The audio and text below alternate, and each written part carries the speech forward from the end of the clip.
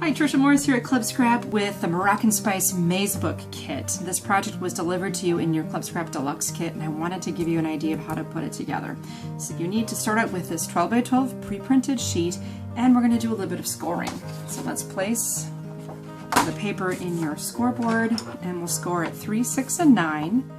And it really doesn't matter which way you put it in your scoreboard because you have to do it in both directions. So 3, 6, and 9. Then take the paper, rotate it one turn in your scoreboard, and score again at 3, 6, and 9. Now the other option is, if you don't have a scoreboard, just simply fold the paper in half and then in half again, and that's what divides it into these 16 equal squares.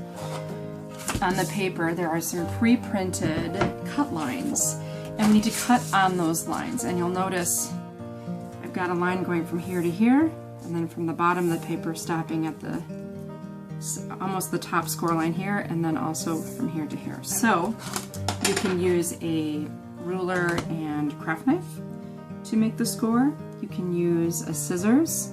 I like the ruler and craft knife the best because it is going to be the most accurate, but I know that some of you just aren't exactly in love with your craft knife, and that's okay. So then just simply use the scissors to cut along the score line, or sometimes even if you have a sliding trimmer, you can use your trimmer to cut at a certain stopping point as well. So those little thin black lines, you may need your glasses to see them, and basically what this is going to create is a W or an M, depending on how you have it turned. At this point it really doesn't matter so much. Okay, now we can do some folding to create our actual maze book. So this image right here with the 1, 2, 3, 4, 5 little symbols on it is going to be the upper left corner, or your very first fold will occur, and that fold is going to be a valley fold. So by valley I mean it creates a valley when I fold it in half. And your next fold is going to be a mountain fold. So I'm going to fold back like so. Next fold, a valley, and you just kind of alternate, weaving your way just like it's a maze. Now the next one is going to go underneath to create a mountain, valley, mountain, valley, and you just keep working your way around until the whole thing winds up into a little book. All the twists and turns that we took cleverly arranges the pre-designed artwork into the perfect little book. Now right now this book can pop open, and maybe you just want to leave it that way. That's absolutely fine. Another solution to that popping up problem is to use your favorite adhesive to simply attach all of those pages. So if it's got two blank sides facing each other, you can add adhesive to just hold those into place. Like even when you do those turn folds, you might also want to add some adhesive. Now I've done it to save a little time. I've already opened the whole works up, and I've added adhesive to everything just by running a long line of adhesive. I don't recommend that because sometimes it just causes adhesive to be in places along the spine where you don't want it. So if you don't trust me on that, try it. Otherwise, just believe me and do it one page at or one section at a time until your book is going to stay together. All right, you get the idea. So now all of my pages are adhered, and my book does not pop open anymore. The next step is to prepare the covers, and this is, to me, one of the most clever methods of assembly for this little book. So you have these covers in purple and gold that are the same height as our white mat board, but they're different, they're longer. So center a white mat board onto each one of those purple pieces and just wrap your paper around that cover, around that mat board. You can also burnish the folds with a bone folder.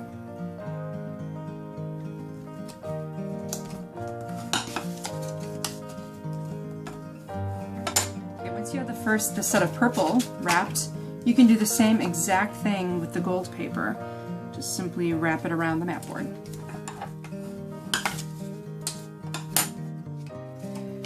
To make things a little bit easier for us, one of the things you can do is miter the corners of these flaps with a scissors. So I'm just going to cut at a slight angle that starts on the edge of that fold to create a flap like so. And you do that on all 4 corners. Okay, at this point, you can simply fold one of the covers around the mat board again, now that the corners are mitered. And then you'll take this, a gold cover, and slide it between the purple paper and the mat board on one end. And then slide the other tab between the purple paper and the mat board on the other end. And now you've just wrapped your mat board cover without the use of any type of adhesive whatsoever. How's that for clever? So it doesn't really matter what order you do it in. Just those tabs need to be inserted, brought around, and inserted again. That's why angling off those corners just makes the process a little bit easier. Okay, and then you get to decide what color you want on the cover of your book. We've also included a small matting square for the outside cover. I'll quick show you how I prepped that. Now, when I created the pages for the kit, there was, I left out a large one of these bronze medallions to be used for this book cover. And I also happen to have an extra sequin to add to this, and also a brad. So I'll take one of the brads and insert it into one of the smaller sequins in the color of your choice.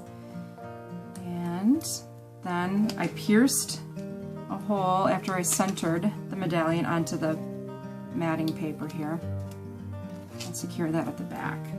If you wanted to, you could maybe ink the edges as well. And then I'll use my handy dandy ATG gun to put a nice amount of adhesive on the back of there, and then I'll place that on the cover. Okay, and because it can be rotated, it doesn't really matter which way. I just chose to have purple on the outside cover of this particular book. Before we do the final assembly, you can see how quick and difficult this is. We're going to take the purple ribbon also included in your kit. Make sure I have this positioned properly. And I'll center this onto my book cover, or my outside of my book pages, and just grab some tape here.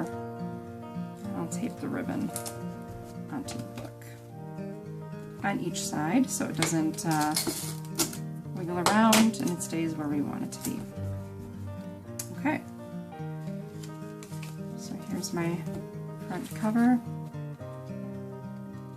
So next, I'll take one more pass with the adhesive. And the cover will align perfectly with the book itself. And the same on the back side.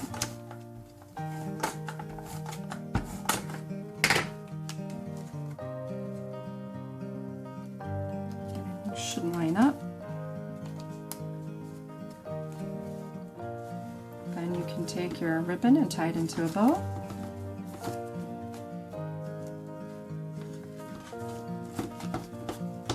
And you have a beautiful little handmade book, completely ready for photos, journaling, and decorations. And I made it in about, what, I don't know, less than 10 minutes. I hope you like this Moroccan Spice Maze Book project. Have fun with it.